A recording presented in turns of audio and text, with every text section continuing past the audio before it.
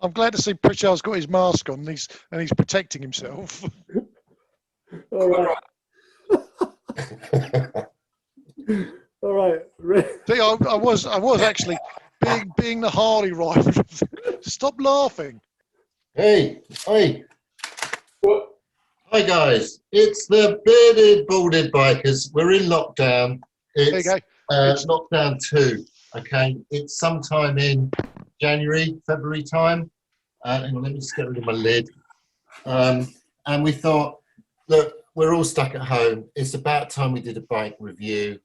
And guess what? We've got one for you. And it's not any ordinary bike. What have we got? We've got the Multistrada. Yeah, the V4. We've had it out. We've had it going.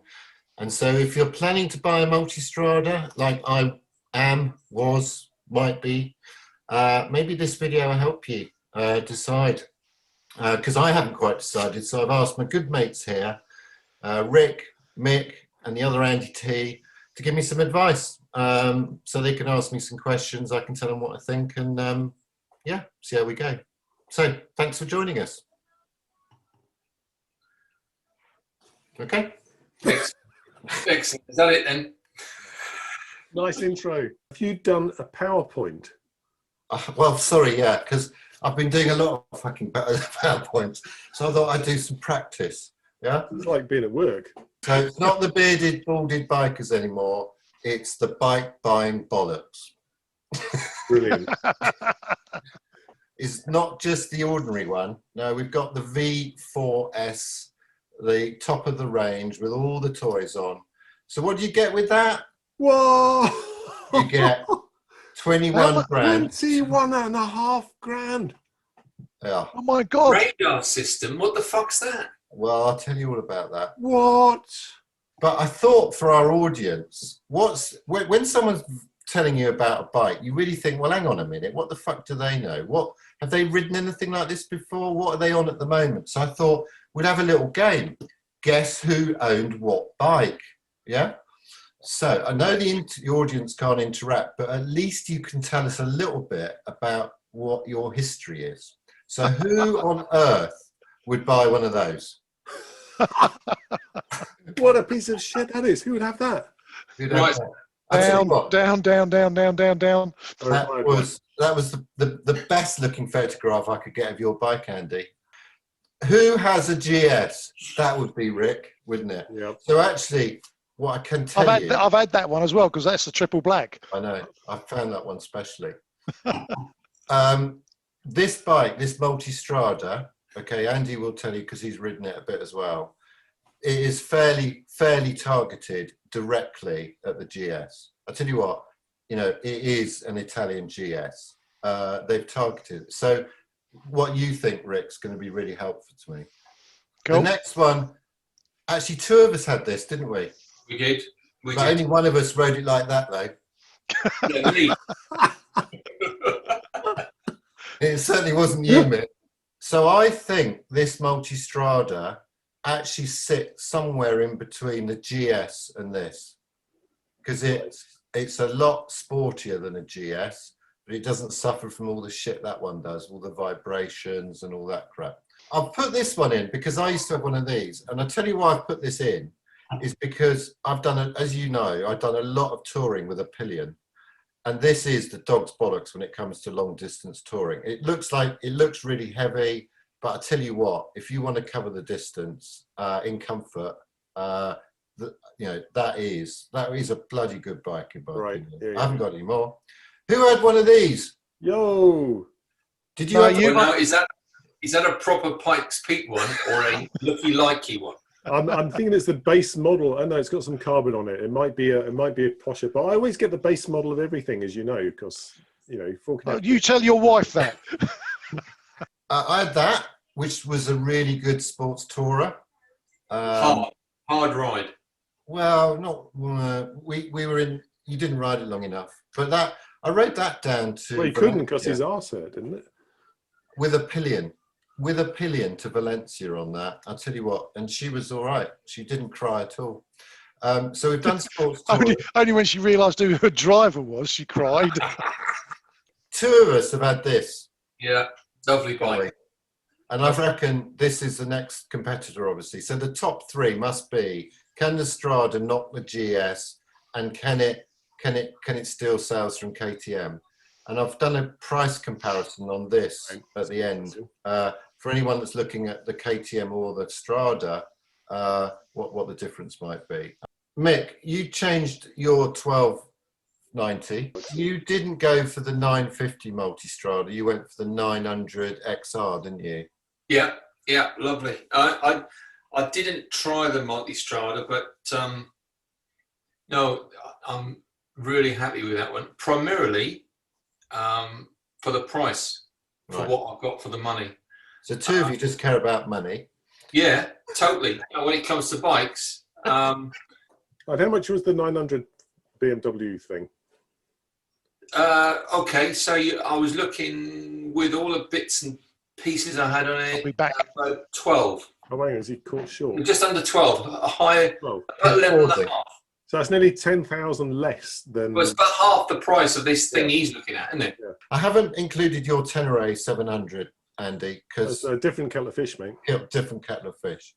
The other thing that's important is that last year I bought one of these, and I was an absolute lover of twins. But having had this V4, that was the other. Twin engines we're talking about, or just twins itself? Because Tobers likes a twin. Yeah, no, Tobers likes a twin. Latvian twins he's quite keen on, I think. So when the thought of a V4 Multistrada came out, I thought actually two twins. Two V4s. So, but I tell you what, this Multistrada is nothing like that engine. They should put that engine in the, what was it, Capanord? Capanord, yeah. The Capanord, yeah. Capanord weighed about 800. Why are they at? That engine is a peach. So I think there's really three key questions. Is when you're buying a motorbike, you know, is it shit, as Mick would say? A lot of people believe this bike is going to be the best, one of the best that Ducati have ever made. It's really, for me, how does it make you feel? How does it work? You know, does it work with you? The second question is, bikes have come a long way, and much of it's all to do with technology, and this bike's loaded with it. So is it a gimmick? Do we actually need it? Or is it just more bells and whistles? And the third one is, what the fuck is that price tag? Is it worth it? And the fourth question is it good looking, and do you like the look of it? And are you going to smile when you open a garage? Yeah. Or cry when you realise how much you paid for it. So is it worth 22 grand to go in your garage and see it? Yeah. Does it make you feel good? Right, okay. You're going to get your money's worth. What? Whose daughter's chopsing off? The key things that they're marketing this bike on is, firstly, obviously this big shift across from a twin to a four. I won't bore you with all the shit about counter-rotating shafts, dual pulse ignition, and all of that. But the point is, this engine produces over 100 foot-pounds of torque, 170 brake. So it's effectively pretty much the same. What's the service intervals? 36,000 for a main service. Wow. So the pretty good. Wow, that's a lot, isn't it? And it's tiny by comparison, isn't it? Yeah, it holds its weight well. So powerful, V4, torquey, you know, it matches the competition. There's obviously a lot of talk about radar, Multistrada being one of the first. KTM are bringing theirs out on the 21 1290, and it's also on BMW's, what they're putting on the RT, aren't they? So that Speedo is exactly the same as BMW's. It's exactly looks the same as mine on the XR. Yeah, it's all run by Bosch. It'll probably get stolen though, won't it? The Speedo. Well, exactly. So I hope they've designed those a lot better than the BMW ones. They're £1,200 a pop to replace. What? You said to me, how did it make you feel when you look at it? Yeah. And these are the kind of features you first notice, other than it being red. I must admit, I've never owned a Ducati, and I've always felt that really before. It's got to be red. Before I get too much older, I really should. What do you notice? The first thing you notice is top left, these winglets, which I kind of laughed at, I must admit. I thought, it's not a Panigale, it's not going to be a MotoGP. Is it functional, or is it just a bit of naff? I haven't quite decided. They are the most shit pieces of plastic I've ever seen on a bike, actually. Yeah. They're like, you know, the stuff when you get a chicken korma from Aldi, and it comes with a black tray and a little peel off. Some of us don't go to Aldi. Well, No. you know, we can't all go to Waitrose, Scotty. But the plastic is the same as those black trays. Yeah. On this model, you get a carbon front mudguard, which is really important, but you don't get a carbon rear hugger. And that to me is a bit like daft. You either fit carbon or you don't. This pocket is really quite cool. It's really quite deep. You could fit quite a deep phone in there. There's power, and this all syncs up with the screen. I quite like that actually, because it's handy. But Can you get a film in there? what if you've got a reasonable sized tank bag and you've got to try and get your phone in there? Does that mean to say you've got to take your tank bag off? Get your phone. Yeah. So nice idea, but it's got power in there. This one comes with the Akrapovic pipe included. All I can tell you is now with the Euro 5, that makes sod all difference to the noise. It's pretty. Definitely not an open pipe, is it? No.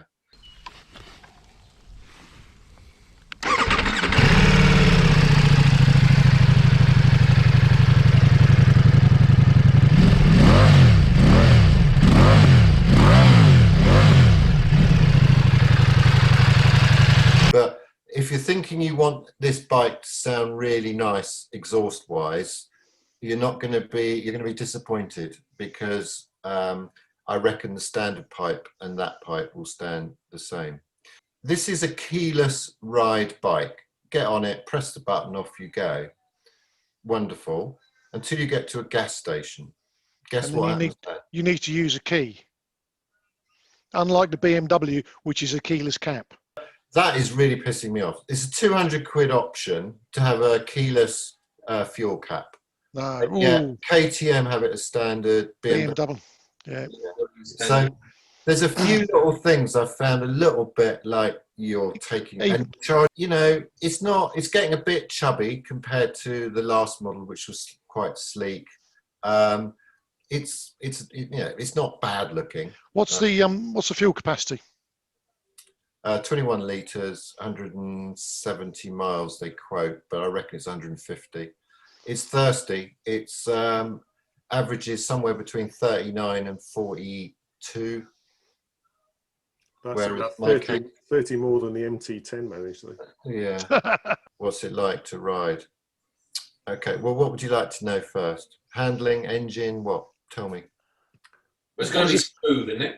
What does it feel like related to other bikes that we just... What does it feel like compared to the KTM? Yeah. Okay.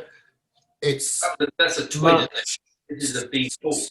It's much smoother because it's not a twin. It's much smoother than a twin. So KTM or anything like that, or even the previous Multistrada. Does it have the same, like... It's got plenty of go. It revs up really quickly. It just doesn't make much noise about it. So you don't get any kind of exhaust note at all. You do get some induction. At full throttle, you can get some induction noise, but it's actually really quite civilized, quiet. This is a big departure for Ducati. Is it as punchy, and does it have the same acceleration and feeling of torque as the 1290 KTM or the Multistrada I have? Yeah, it can go. Yeah, it's got plenty of torque.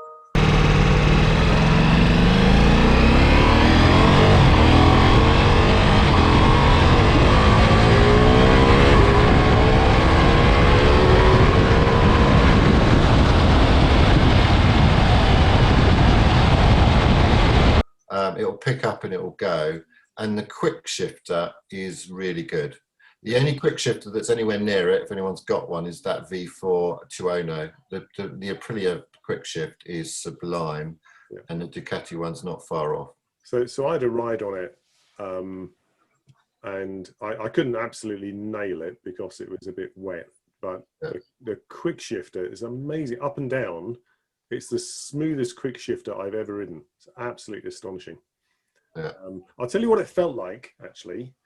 Sitting on it, stationary, it felt exactly like getting on Scully's GS.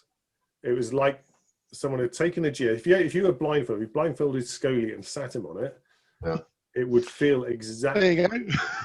Yeah, but he'd still be able to swear, wouldn't he? He would still swear. Yeah, gag him as well. Yeah, but it felt exactly like it. Even the sort of seats is slightly dished, isn't it? It's got that consolery bit to it, whereas the previous Multistrada was, completely. You had to get comfort seat and all that sort of. The geometry of the bars and the seat and the pegs, it felt just like a GS. It's quite astonishing, actually, and you think, well, that's what they're after, isn't it?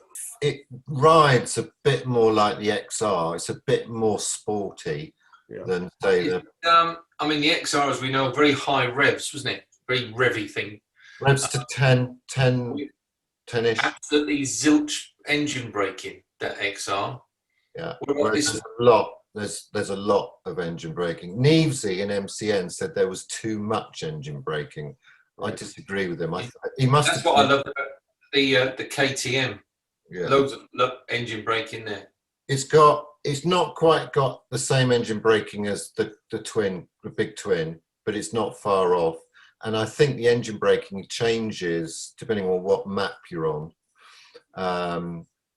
So let's just sort of check this then, right? If you had a 1290, brand new 1290 Adventure with all the bells and whistles and this, and you could ride either, but you could only ride one to get to Scotland, which would you ride?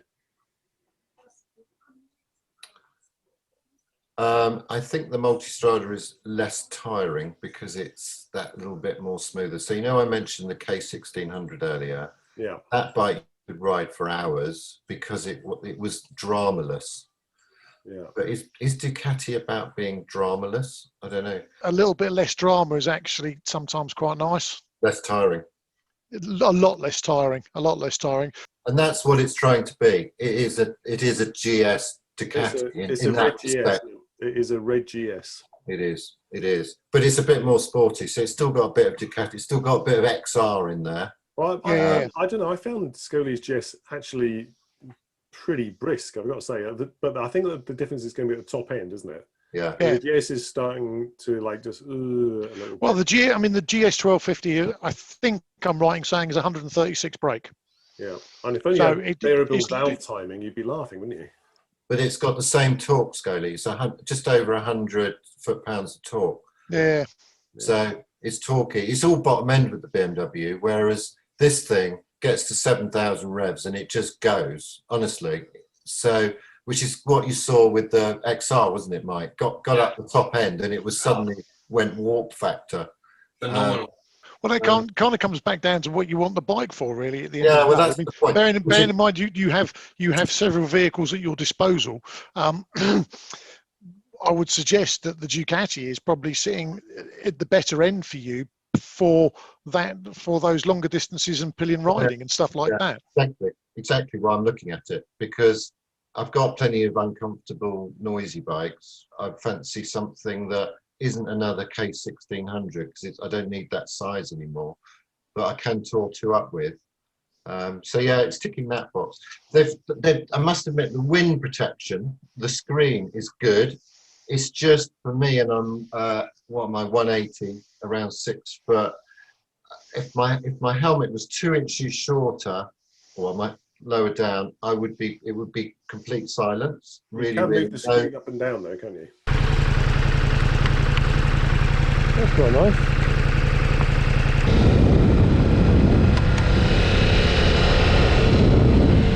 No, I had the screen full height. I need to kind of drop my head. So I would say if you're 6 foot, you might want to go for the touring screen. There are some annoying things. So I saw suspension button. I thought, great, that's fantastic. I can change my damping as I'm going along. No, the suspension button does the preload. So preload you change before you set off. You're stationary, you decide how many bags you've got and whether you've got a pillion or not. You set it up and away you go. You don't change it while you're riding. But a button is for when you're on the go and you just want to get to a function quickly. So say you're in, so how do you change the damping on the Multistrada? You change the map. So the complicated. The suspension setting is configured with what map you're in. So if you're in sport mode, you've got a hard suspension, and if you're in touring, you've got another, and then if you're in urban, you've got another. You can't do them separately. You can't be in sport mode and then. BMWs do the same, and they've done for a number of years now. Is that ever since they've decided the configuration of what you should have. You know, it's like, you know, as opposed to drivers, are we? You just want to go. I'll go into a kind of softer suspension setting. No, and that is for Ducati, I think, the biggest crime of all. That, you know, some of us like to have control over how the bike's set up. What you can do is that you can configure the suspension settings and the engine response and the everything within that mode. So if in sports mode, you can pre-configure what sport is, what urban is, you know, whether you've got quick shifter or not, how much, you know, engine power you get, all the rest of it. It's all getting very complicated. Yeah, well, but that's fine. But what you should then do is have custom modes. So I could set up my own that says, oh, I want wet mode, because there is no wet mode. I want full on everything. Well, there's no rain mode in it. No. But you never use those anyway, Scully. So good point, well presented. But I think what is there not like, Andy? Is there not like an app that you can do all this in? No, not. Well, I'll come on to the app. So anyway, suspension is linked to modes. Changing modes is relatively easy, but you've still got to shut the throttle. I couldn't find out how to change the modes. Do you need to use the special nipple on it? No, it's the mode button. There is a button with mode. I was pressing it and nothing happened. No, you were pressing the suspension one, I think. Anyway, so to note for Ducati, right, get your software engineers to ride motorcycles, and then they might try and understand what a ride and how that got through pre-testing. It sounds like it's Bosch though, doesn't it? Not Ducati. But I've got to say, it's all about having the rider having control, isn't it? If it's getting too much like Tesla or whatever. I mean, Aprilia, I can change absolutely everything, and I've even got a button on the thing for traction control. I can up and down on the fly. I mean, you ain't got a fuel gauge. Don't need a fuel gauge. You fucking do. Only because I ran out. What we've got to here is you would take the Ducati over the KTM so far, I think. I would, but there's some annoying things about it. Apart from the annoying things, right? Okay. Yeah, and there's something else that really annoys me as well. Yeah. So we were talking about technology, weren't we? Yeah. And the question is radar like an ashtray on a motorcycle? and most people say, like you did, well, I don't need a proximity warning. But there's two parts of it. There's obviously the adaptive cruise, and then there's, you know, and people say, well, hardly ever use cruise control. What's the matter with these people? And the other is, I've got mirrors. I don't need proximity warnings coming up. There's two things here. I think they're both good. I think that actually you can use the adaptive cruise like a speed limiter. So if you're going through a 50-mile-an-hour cameraed roadworks, you put it at the speed limit and the bike will slow you up and speed you up and slow you down with the traffic. So you don't have to worry. It should have a speed limiter on it, actually, like most cars have, where you can just set a maximum speed limit and it won't go over it. But this system, as soon as you turn it off, you can turn it off, right? And you wouldn't even know. It just brings you down slowly. Right. It doesn't go onto a closed throttle. Yeah. So from that perspective, I think for roadworks and speed limit and all the rest of it. The proximity warning, right? No, you don't really need it, but it's quite handy. And I'll tell you when it's handy. You know, when you're going along and then someone pulls out in front of you and you need to move out a lane, possibly, you know, you might be leaving good distance, but you actually find yourself needing to move out to lane 3 because you don't want to brake. I thought that was that is just that good. I thought it was surprisingly good. People want the toys, so if you've got the opportunity to have the toys, probably buy them. Otherwise, I think you'll get penalised at a trade-in down the line somewhere. You know, as technology moves on, people want at least this whatever. The thing I've got another problem with, right, is when I get in my car, I can turn on Apple CarPlay or Android Auto, and my whole phone is now on my car screen. The expectation is, right, when I install the app that now talks to my my heads-up unit, my screen, that it's going to be like Apple CarPlay, and I can have any music app I want, any navigation app, all the rest of it. No, you cannot. The first thing is that you must install Ducati Connect, not any of these older versions. So this is a new piece of software which might be relevant. So Ducati Connect, you do your Bluetooth, you choose to connect in the menu, and then you can have full sat nav on your screen, you can have music, you can have phone, all the rest of it. Yeah, perfect. The trouble is, okay, that what apps have you got to choose from? You can only have their choice of sat nav, which is this thing I've never heard of, SciGic Cheap GPS. It would be fine if you could upload your GPS track into this system, but of course you can't. Oh, and not only that, that's the only app that for nav that you can use. Can you not put waypoints on it? No. That's just like that renders the whole thing utterly useless, doesn't it? So all this fantastic navigation on your screen here is a complete waste of time. And now you've got to find, well, where am I going to put my phone that you thought was going to be in the pocket, but can't be charged? Well, I mean, but this kind of goes back to and is what I've always said about the GS, is the GS is not necessarily the best engine, the fastest thing, the biggest torque or anything, but as a package, generally it's a competition, and certainly I'm probably talking 2 or 3 years ago, over its competition 2 or 3 years, was still the best bike out there. Now with the advent of what we've just been discussing here, and I don't know too much about the 1250, is the 1250 the better bike now, because it doesn't necessarily suffer from all these foibles. I don't know what technology it's got on and stuff, but are all of these manufacturers becoming so entrenched into their own brand that you can't swap and out? Right, so we're going to be in bed with Garmin, we're going to be in bed with Google, we're going to be in bed with whoever, and so you can't move away from that. Is there a Nirvana out there that you can actually get all what you're actually looking for, though, Andy? Well, I think you're absolutely right, Rick. I haven't found it yet because KTM have got their own proprietary app rather than using Apple CarPlay. It's just like, give it up. Just do Google Maps and Apple. So there's no way that you can get Google Maps from your phone onto that screen. No, it will support. It will support, what's that music app, streaming app? Spotify. It will support Spotify for your music, and that's about it. So this is what we had, boys, the V4S. Yeah. That's what it came with, okay?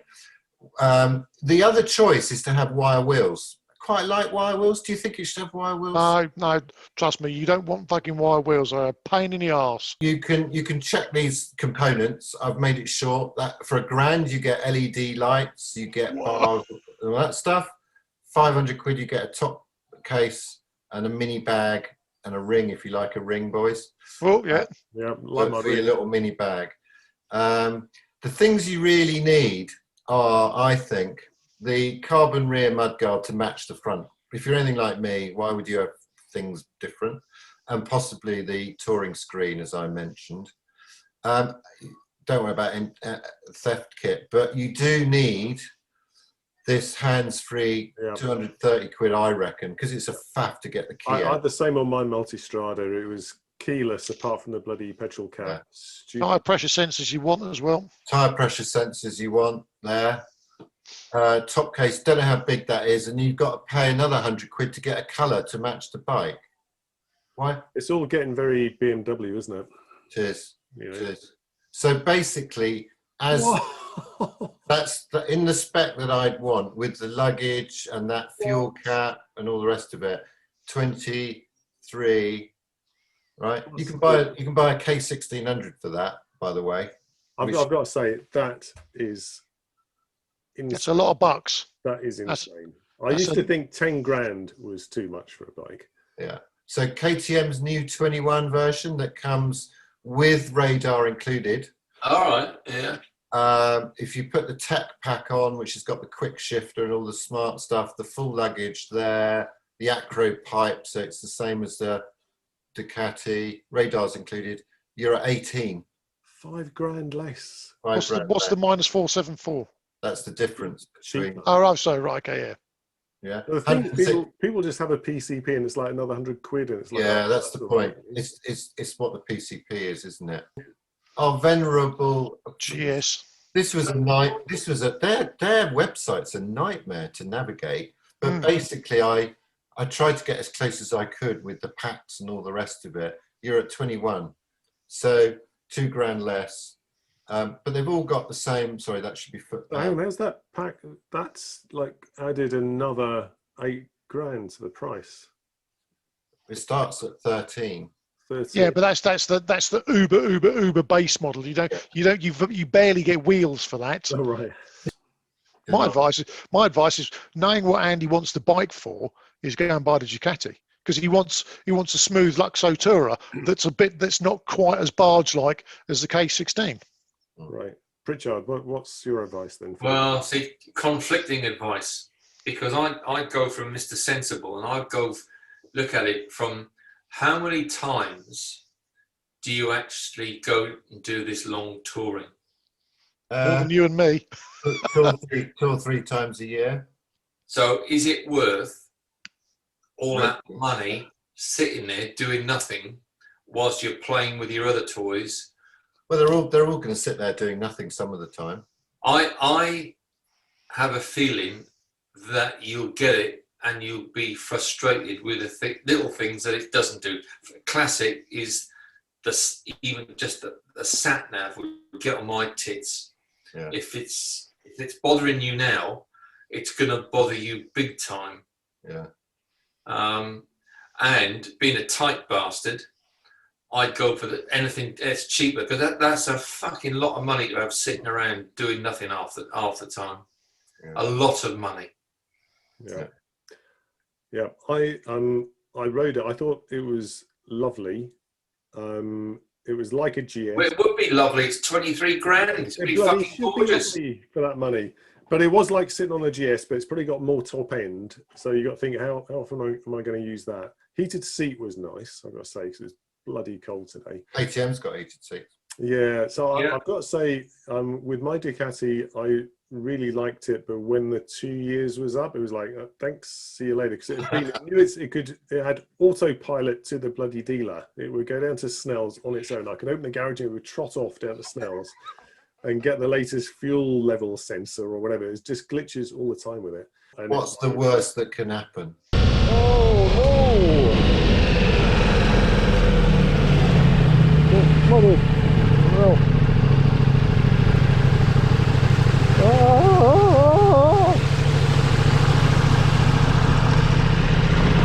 Does that help you make your decision? Yeah, I mean, it was. I tell you what's in the back of my mind. I might get the new 1290 because I need to move it on. It's done. It's 3 years old. It's done 18,000 miles. I do use my bikes. So, boys, that's where I'm at. It's a tough decision. I can't decide. What do you think? Just bottom line. Right. For me, for what you want it for, you'll put up with the tech and you'll go with the smoothness, and you'll have a slightly sporty ride than a K16. I say go Ducati. Thank you. Mick? For me, I think it's too much money, which don't particularly bother you, I know, but having discussed the little idiosyncrasies of it, if that's the right word, I think you'll get pissed off with it. So I'd have a new KTM and save £5 grand. Thank you. And carry my panniers across because they'll fit. Good Andy point. Tobin. So if you've got to get rid of your current KTM, if I were you, I'd just keep that. But if you are going to get rid of it, I would go the Ducati and I would buy a quad lock and put your phone on the handlebars with a RAM mount and a quad lock. And then you can get your nav. Okay, very good. Thank you all very much. I will let you know what happens. No doubt we will. No doubt we will know. We'll see it here first. When's our next tour, by the way? Oh, a pregnant pause. Well, hopefully in June. Well, bloody vid, get vid out of the way. But Keep the thing an is, eye- we'll all be inoculated and we'll go to Europe. I think we should do September when we know that we've got inoculated. I think I've got to say I don't think June's going to happen. No, no, we'll be I don't- jabbed, I but the think- bloody Europeans will. Yeah, will they? well, that's the whole point. That's the whole point, is that we may have some jabs. But the other thing I was saying this to Liz the other day, is if we go, well, half the fun of the tour, apart from the riding the bikes, is the girls. evening in the girl. Yeah, who's duty girl tonight? Whose turn is it first? Is the bars in the evening. If the places aren't open, you've got nothing. Yeah, exactly. Yeah. Look at Merthyr Tydfil. Look at so what? again, Look at Merthyr Tydfil. What happened there?